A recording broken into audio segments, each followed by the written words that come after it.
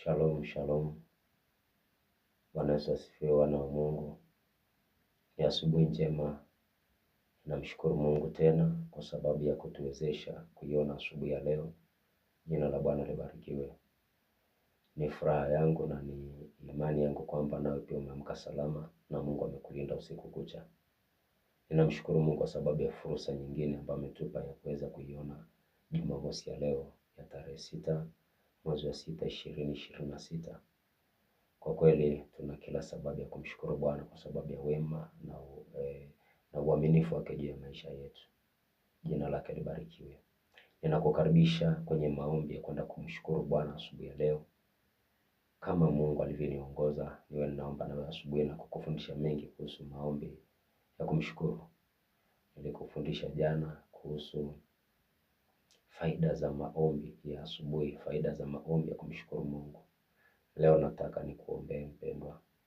Leo nataka uombe na mimi, nikakuombee, na naamini ya kwamba Jumamosi yako itakuwa ya baraka, Jumamosi yako itakuwa ya neema, Jumamosi yako itakuwa ya kibali katika jina la Yesu. Amini tu pamoja na mimi. Amini tu ya kwamba Mungu amenituma kwako, niseme na maisha yako, niseme na ndoa yako, niseme na watoto wako, niseme na biashara yako, niseme na hiyo changamoto ambayo unapitia, kwa sababu Mungu anaenda kuleta mabadiliko katika jina la Yesu. Ninaamini huyo Mungu aliyeweka kazi njema ndani yangu yuko tayari kuweza kusimama na wewe, na anaenda kuondoa kila jambo gumu unapitia. Basi nataka uombe pamoja na mimi asubuhi ya leo tunapoenda kumshukuru Mungu kwa sababu ya matendo yake makuu, na naamini utabarikiwa popote ulipo katika jina la Yesu Kristo. Tuamini na tuombe. Mungu Baba yangu wa mbinguni, ninakushukuru kwa ajili ya zawadi ya uzima na kwa kuwalinda wapendwa wangu usiku wa leo katika jina la Yesu. Asante Bwana Yesu kwa ajili ya ndugu, marafiki na hata wale wote wanaonizunguka.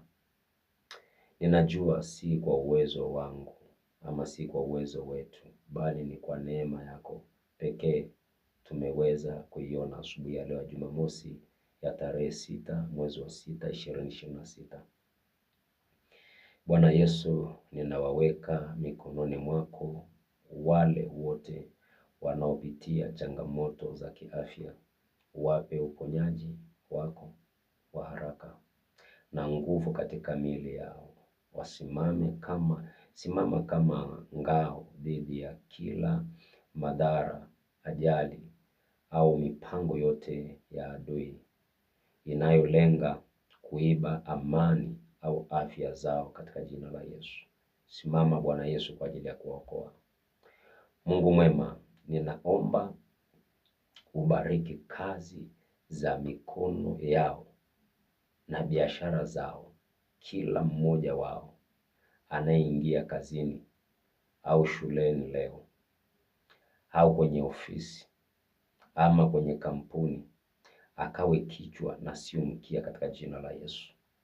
Bwana Yesu, fungua milango ya baraka na mafanikio, ukawape hekima ya kufanya maamuzi sahihi yatakayoleta teja na maendeleo katika maisha yao, yatakayoleta habari njema, yatakayoleta ujumbe wa baraka juu ya maisha yao, jamii zao, familia zao, huduma zao katika jina la Yesu Kristo mwana wa Mungu aliye hai.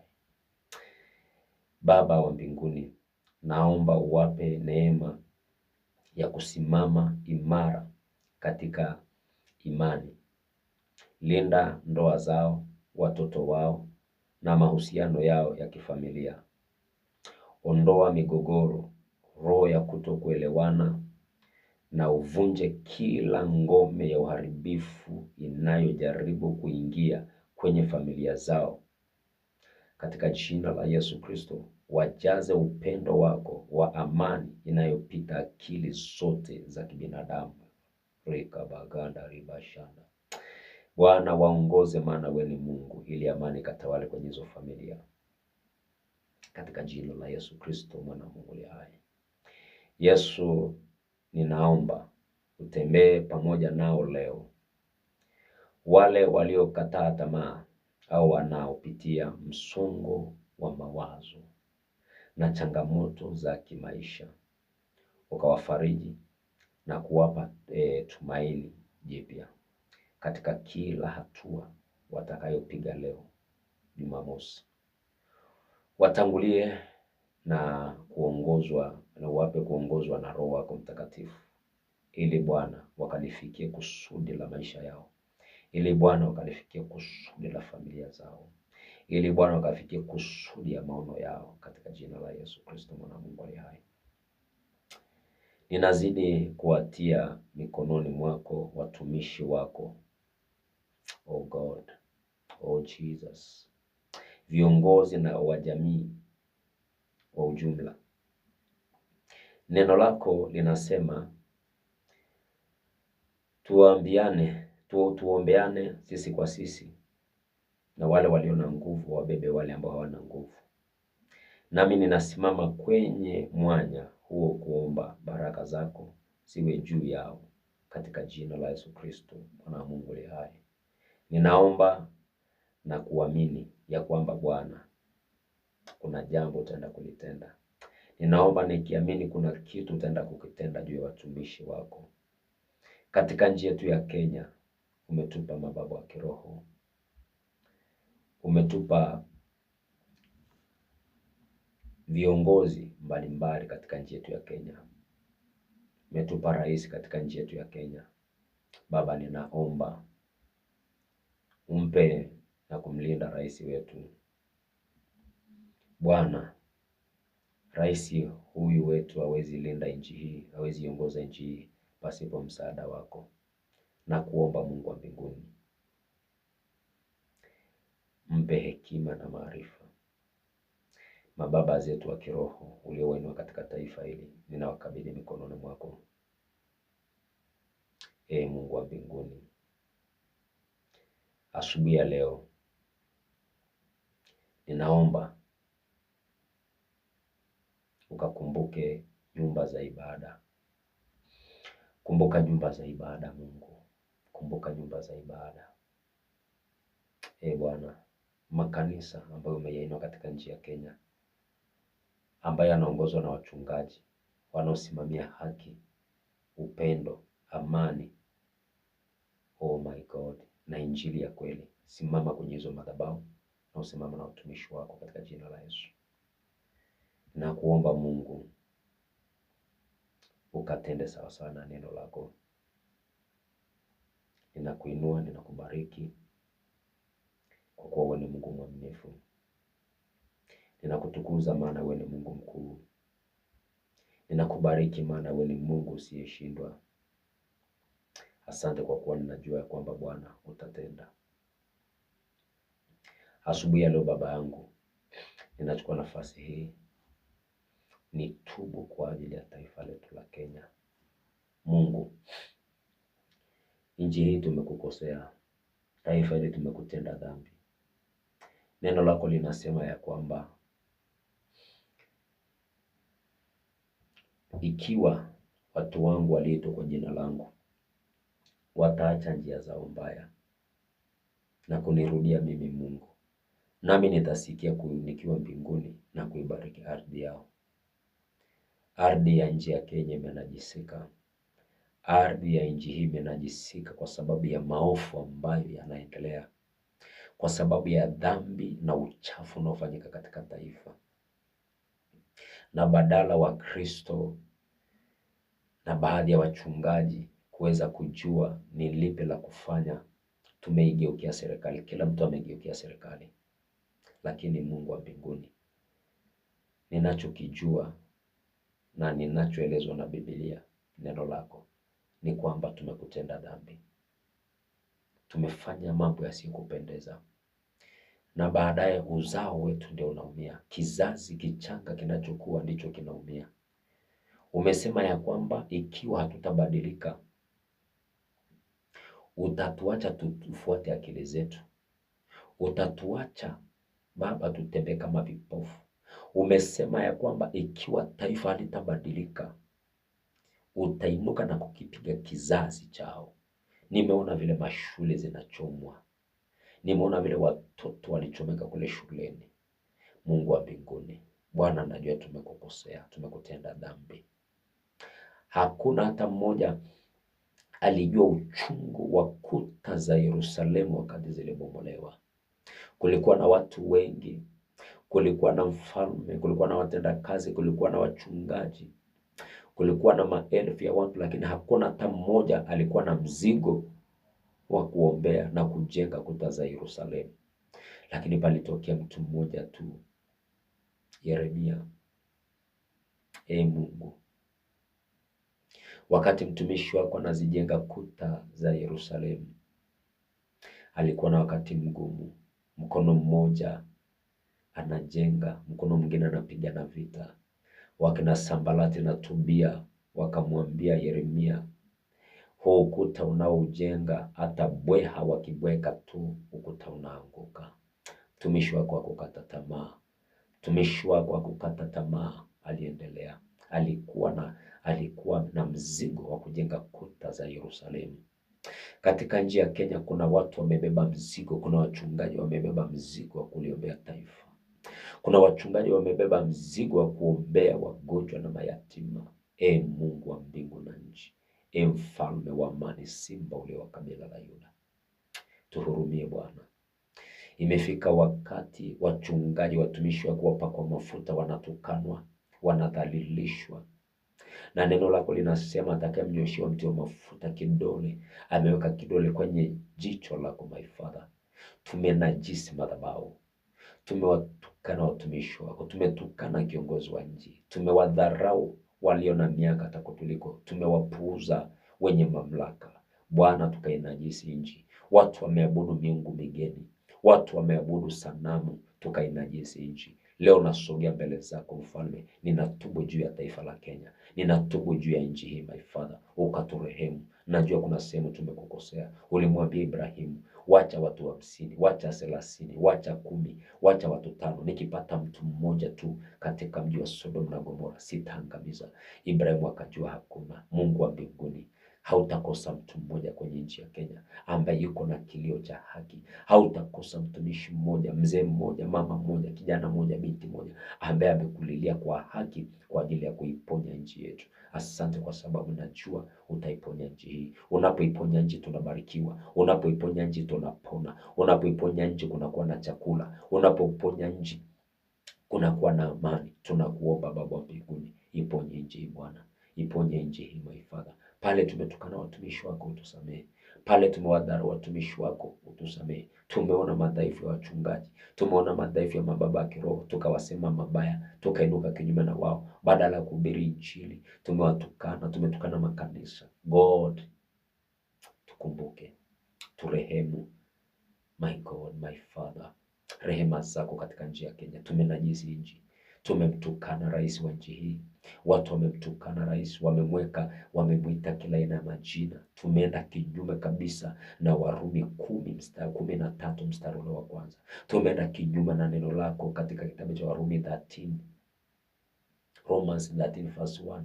Tumeenda kinyume na wewe Mungu. Tumenajisi madhabahu, tumenajisi hekalu. Mungu, tunapompiga mtumishi wako, kiongozi wa nchi, umesema tumempiga mtumishi wako. Bwana tusamehe. Bwana uturehemu. Wewe ni mwingi wa rehema. Asubuhi ya leo nasogea mbele zako nikiomba rehema ili baraka zikaonekane kwa watenda kazi.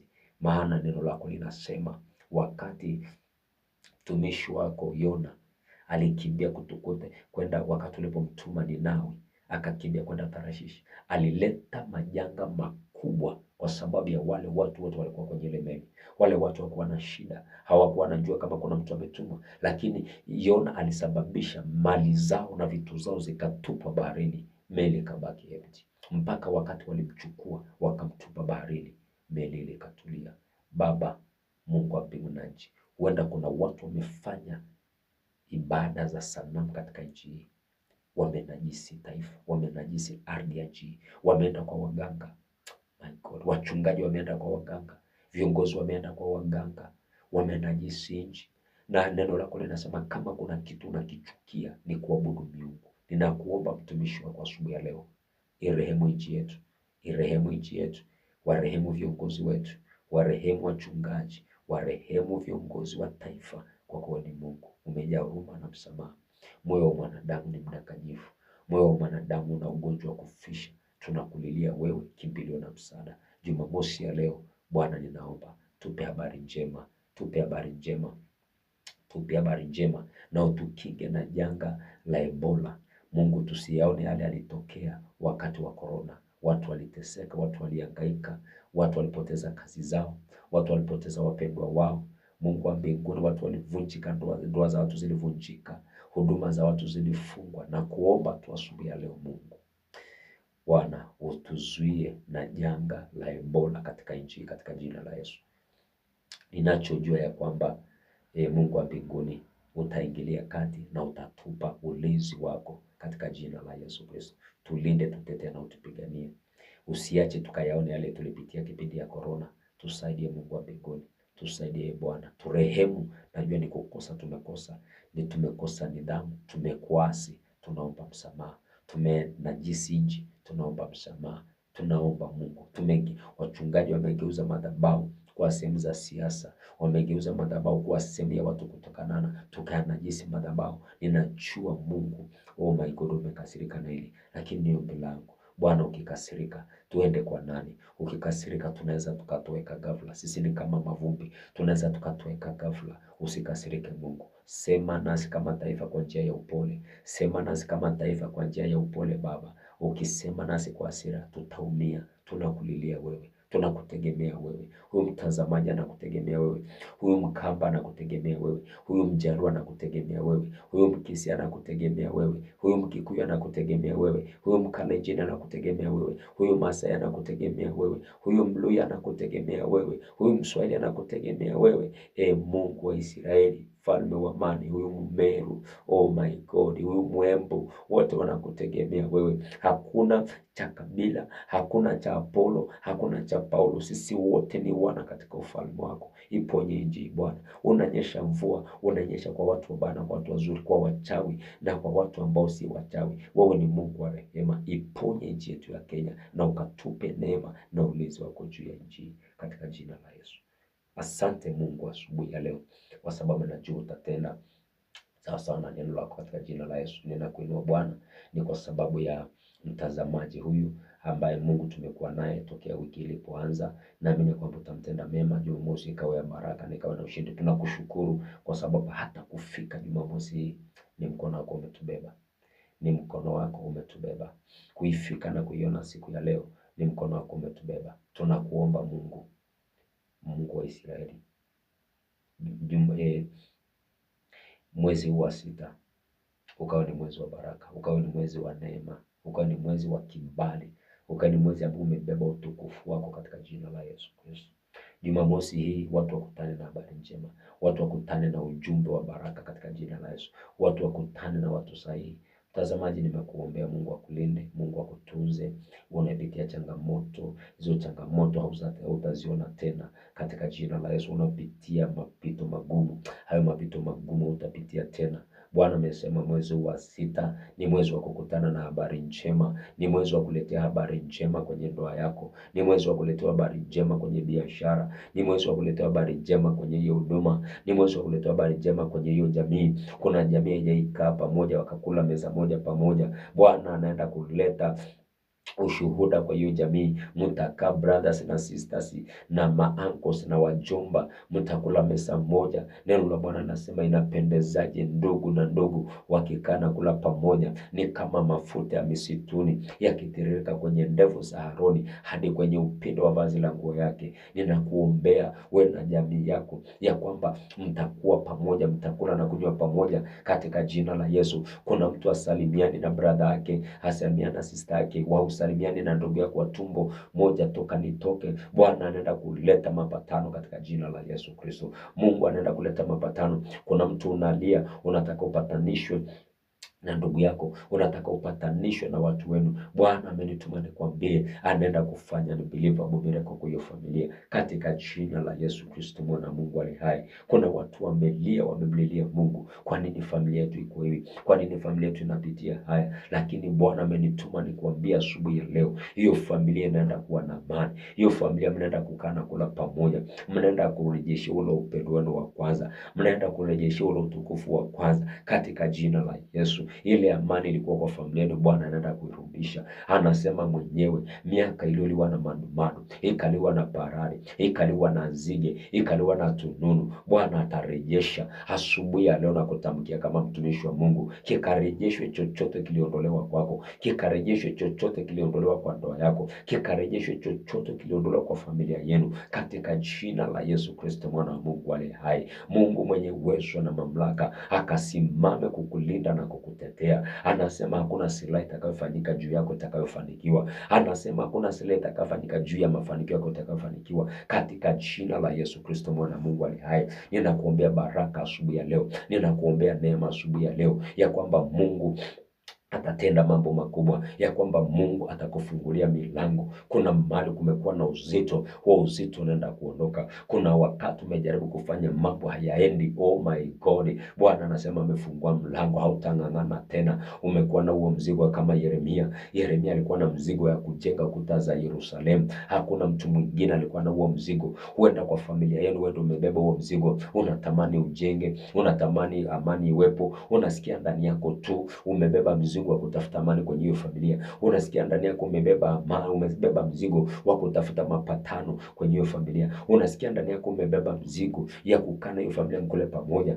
Wewe ndio Yeremia. Mungu amekuchagua. Mungu amekuita kukutumia wewe kwenda kupatanisha familia yenu. Mungu amekuita kukutumia wewe kwenda kufanya familia yenu iwe na amani. Mungu amekuteua wewe kwenda kufanya hiyo familia amani ambayo imetoweka kwa miaka mingi ukaweze kuirejesha kwa jina la Yesu. Ninatamka asubuhi ya leo, wewe ndio Yeremia wa hiyo familia. Wewe ndio Yeremia wa ndoa yako. Wewe ndio Yeremia wa biashara yako. Wewe ndio Yeremia wa hiyo jamii. Wewe ndio Yeremia wa klanti ya kwenu, yenu wa ukoo wa kwenu katika jina la Yesu. Mungu amekupaka mafuta asubuhi ya leo. Mungu amekutia mafuta asubuhi ya leo. Ukasimame kama Yeremia, ukaikomboe hiyo familia. Ukasimame kama Yeremia, ukamlilie Bwana. Mkono mmoja wa Yeremia ulikuwa unajenga ukuta na mkono wa pili unapigana na vita.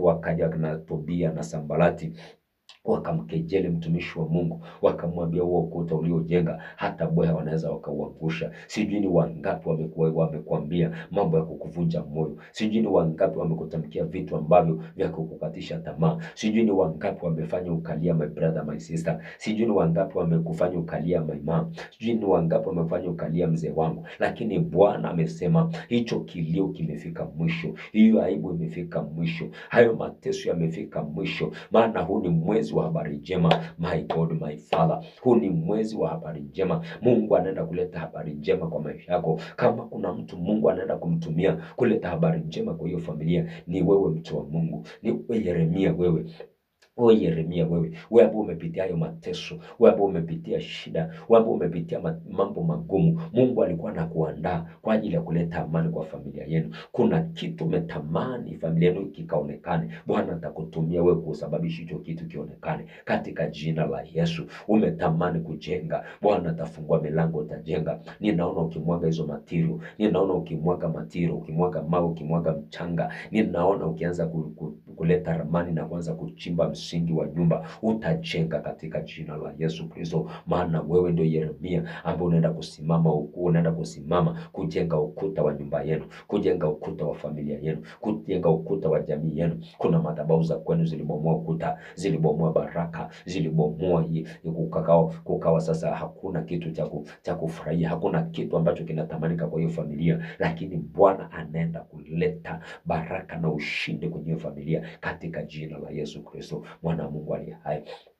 Mtu mmoja kwenye Biblia aliuliza, kwani Samaria kuna kitoka kitu chema Samaria, mahali Yesu alizaliwa? Wakamwambia Yesu amezaliwa sijui katika mji wa Samaria. Akauliza, kuna kitu kizuri kinatokanga katika huo mji? Huenda kijiji ya kwenu, huenda familia ya kwenu, watu wamesema hii familia kuna kitu kizuri kinaweza toka, hakuna mtoto ako na maendeleo kwa hiyo familia, lakini nimekuja nikwambie, kama vile Yesu alitoka ule mji na ule mji ukabadilika na ukawa na sifa njema, ndivyo familia yenu, ndivyo nyumba yenu, ndivyo jamii yenu inaenda kuwa na habari njema katika jina la Yesu. Mungu wa mbinguni akulinde na akutunze my sister. Mungu wa mbinguni akulinde na akutunze my brother, ya kwamba Jumamosi ya leo na mwezi huu wa 6 rikabaganda ribashanda, oh my God, leo ni tarehe 6 mwezi wa 6 2026. Ukisoma Biblia na Mungu linasema na siku ya 6 Mungu akamaliza kuumba. Alifanya kazi siku 6, siku ya 7 akapumzika. Ikawe leo Jumamosi ya leo, my God, I wish kama kuna mtu anaweza nielewa. Mungu alifanya kazi siku 6, siku ya 7 akapumzika.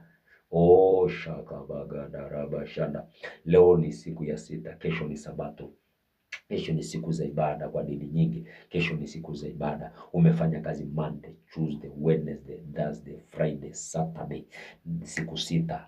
Kesho ni siku ya 7, siku ya kupumzika. Nami nakuombea Jumamosi ya leo iwe ni Jumamosi ya mwisho wa matatizo, iwe ni Jumamosi ya mwisho ya kilio katika jina la Yesu. Hautalia tena. Hii Jumamosi iwe ndio mwisho. Leo ni siku ya 6, tarehe 6 mwezi wa 6 2026.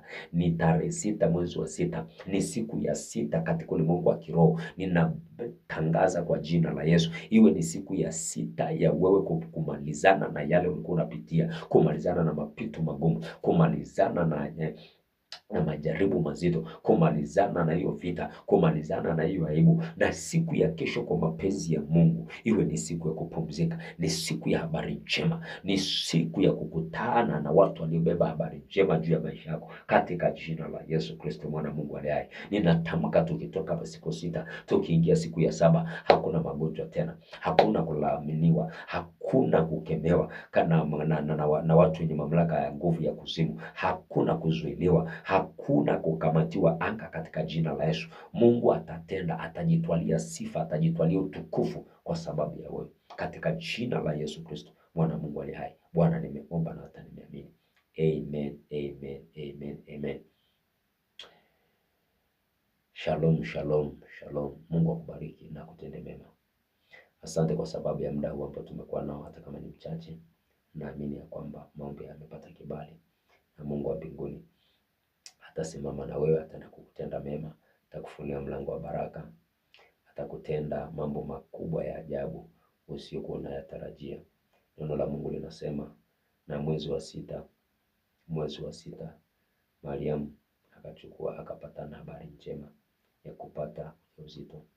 Ni mwezi wa habari njema, mwezi wa 6. Nimeanza kusema hili tangu juzi.